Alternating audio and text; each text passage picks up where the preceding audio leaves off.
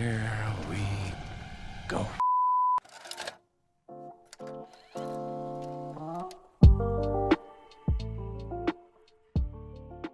As Flow has been premiering at film festivals across the globe over the past couple months, I've heard a lot of good buzz surrounding it, and I've kept an eye on it just to see when it would eventually get released. Hopefully I could go see it. The fact that it was an animated movie with no dialogue, which is something that I would say we don't see much of today, just movies with no dialogue in general we don't see much of, and simply a movie that just relies on visual storytelling to kind of carry it. And now having seen it, I can happily say that it is a very charming movie, one that if you're an animal lover, you will love, and it's one that's full of emotion. I think one of the most impressive parts about it, and one of the things that really sucked me in very quickly, was the atmospheric sound design.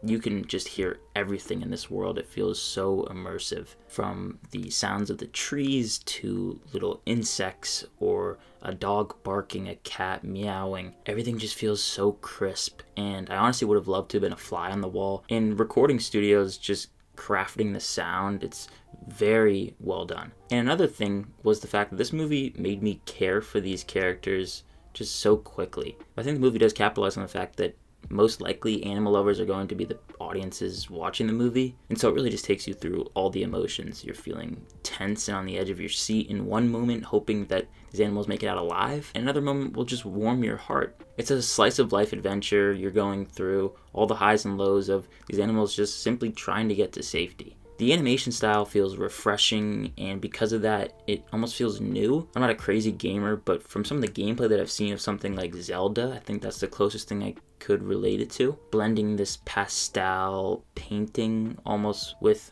3D animation, it looks very good. Like I mentioned, I was interested to see how the movie would incorporate having no dialogue. And the big question I had was that going to be necessary?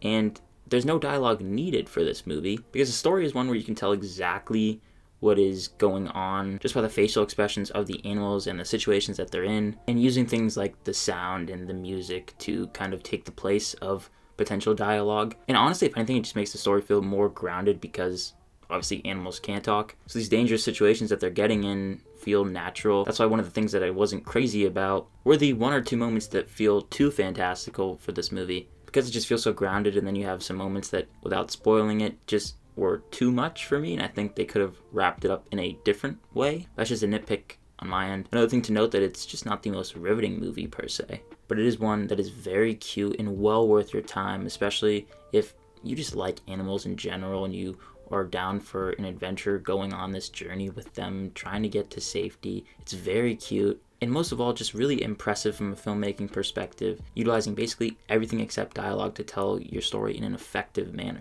I'm going to give Flow a B, and I would definitely recommend streaming this one when you get the chance.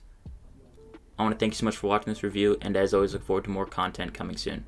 My name is Ben, people call me Meter, and I'll see you guys in the next one.